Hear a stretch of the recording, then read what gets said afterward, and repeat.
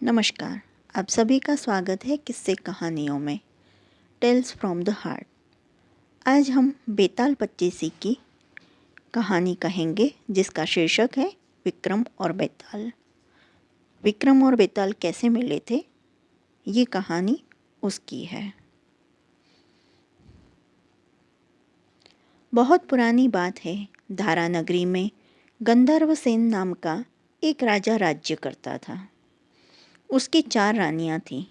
उनके 6 लड़के थे जो सबके सब बड़े ही चतुर और बलवान थे। संयोग से एक दिन राजा की मृत्यु हो गई और उनकी जगह उनका बड़ा बेटा शंख गद्दी पर बैठा। उसने कुछ दिन राज किया, लेकिन छोटे भाई विक्रम ने उसे मार डाला और स्वयं राजा बन बैठा। उसका राज्य दिनों दिन बढ़ता गया और वह सारे जम्बूद्वीप का राजा बन बैठा। एक दिन उसके मन में आया कि उसे घूमकर सैर करनी चाहिए और जिन देशों के नाम उसने सुने हैं उन्हें देखना चाहिए। सो वह गद्दी अपने छोटे भाई भृतहरि को सौंपकर योगी बनकर राज्य में निकल पड़ा। उस नगर में एक ब्राह्मण तपस्या करता था।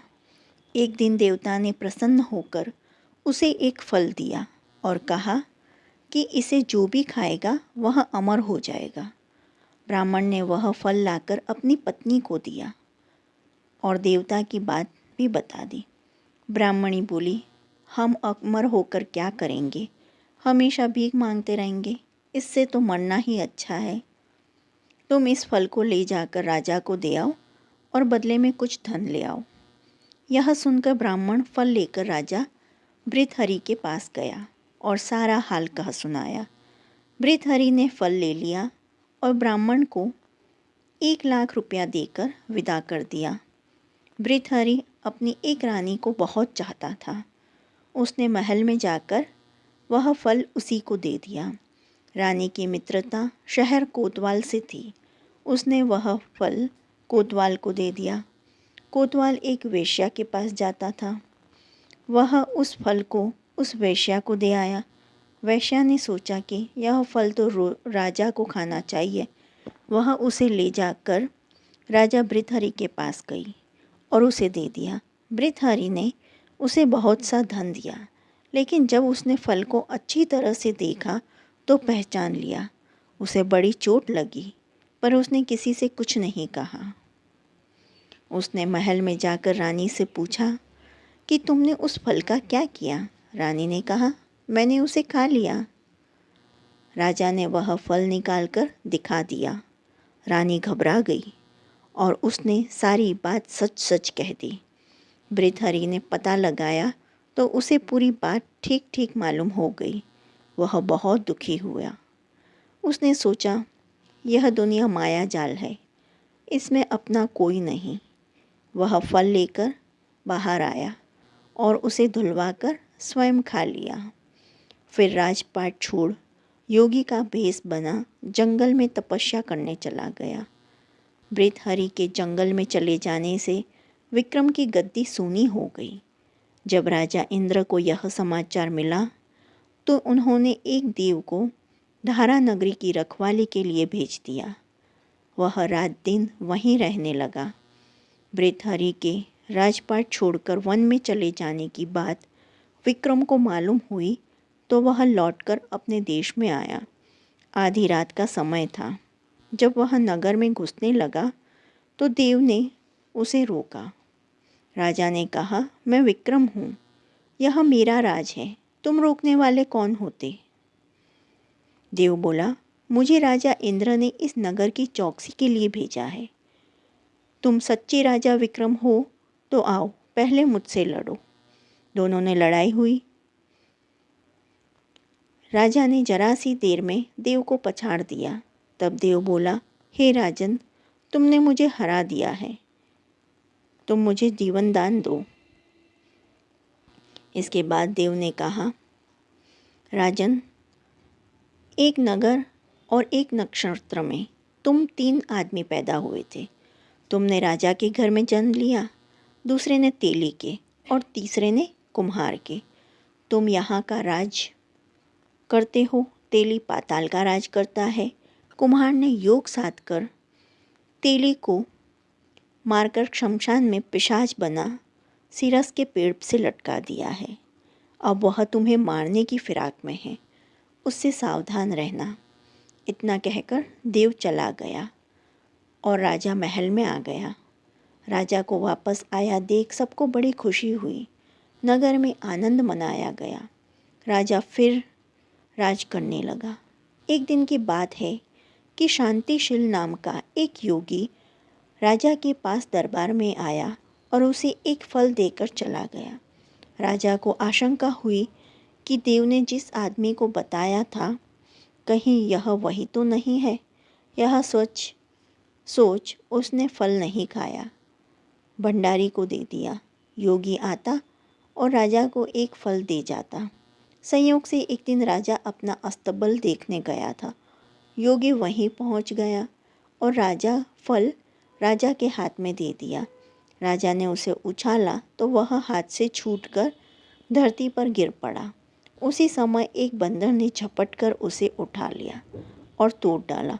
उसमें से एक लाल निकला जिसकी चमक से सबकी आंखें चौंधिया गई। राजा ने बड़ा आश्चर्य हुआ। उसने योगी से पूछा, आप यह लाल मुझे रोज क्यों दे जाते हैं? योगी ने जवाब दिया, महाराज, राजा, गुरु, ज्योतिषी, वैद्य और बेटी, इनके घर कभी खाली हाथ नहीं जाना चाहिए। राजा ने भंडारी को बुलाकर पीछे के सब फल मंगवाए। तुड़वाने पर सब में से एक एक लाल निकला। इतने लाल देखकर राजा को बड़ा हर्ष हुआ। उसने जौहरी को बुलवाकर उनका मूल्य पूछा। जौहरी बोला, महाराज, ये लाल इतने कीमती हैं कि इनका मूल करोड़ों रुपयों में भी नहीं आंका जा सकता। एक एक लाल एक एक राज्य के बराबर है। यह सुनकर राजा योगी का हाथ पकड़कर गद्दी पर ले गया।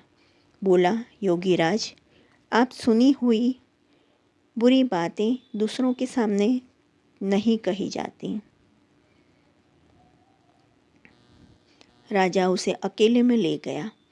वहाँ जाकर योगी ने कहा, महाराज, बात यह है कि गोदावरी नदी के किनारे मसान में मैं एक मंत्र सिद्ध कर रहा हूँ।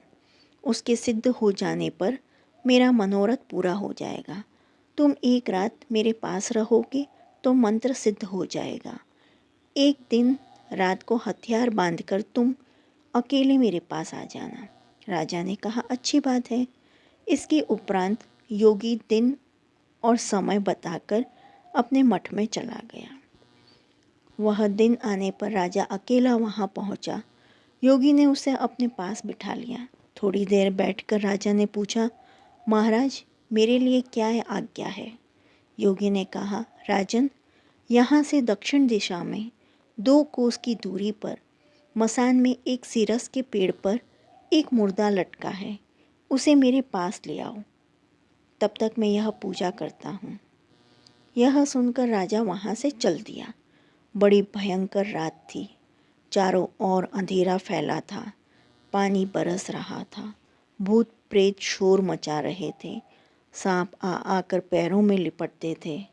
लेकिन राजा हिम्मत से आगे बढ़ता गया। जब वह मसान में पहुंचा तो देखता क्या है कि शेर दहाड़ रहे हैं, हाथी चिंघाड़ रहे हैं, भूत प्रेत आदमियों को मार रहे हैं। राजा बेधड़क चलता गया और सिरस के पेड़ के पास पहुंच गया। पेड़ जड़ से फुनगी तक आग से दहक रहा था। राजा ने सोचा, हो न हो यह वही योगी है जिसकी बात देव ने बताई थी। पेड़ पर रस्सी से बंधा मुर्दा लटक रहा था। राजा पेड़ पर चढ़ गया और तलवार से रस्सी काट दी। मुर्दा नीचे गिर पड़ा और दहाड़ मार मार कर रोने लगा। राजा ने नीचे आकर पूछा, तू कौन है? राजा का इतना कहना था कि वह मुर्दा खिलखिलाकर हंस पड़ा। राजा को बड़ा अचरज हुआ। तभी वह मुर्दा फिर पेड़ पर जा लटका। राजा फिर चढ़कर ऊपर गया और रस्सी काट मुर्दे का बगल में दबा नीचे आया। बोला, बता तू कौन है। मुर्दा चुप रहा। तब राजा ने उसे एक चादर में बांधा और योगी के पास ले चला। रास्ते में वह मुर्दा बोला, मैं बेताल हूँ, तू कौन है और मुझे कहाँ ले जा रहा है। राजा ने कहा, मेरा नाम विक्रम है, मैं धारा नगरी का राजा हूँ, मैं तुझे योगी के पास ले जा रहा हूँ। बेताल बोला, मैं एक शर्त पर चलूँगा, अगर तू रास्ते में बोलेगा तो मैं लौटकर पेड़ पर जा लटकूँगा। राजा ने उसकी बात मान ली। फिर बेताल बोला, पंडित, चतुर और ज्ञानी, इनके दिन अच्छी अच्छी बातों में बीतते हैं, जबकि मूर्खों के दिन कलह और नींद में। अच्छा होगा कि हमारी भली बातों की चर्चा में बीत जाए। मैं तुझे एक कहानी सुनाता हूँ, ले सुन। जो आपको ये कहानी पसंद आई हो तो please like, share and subscribe. देखने के लिए धन्यवाद। जय हिंद, जय भारत।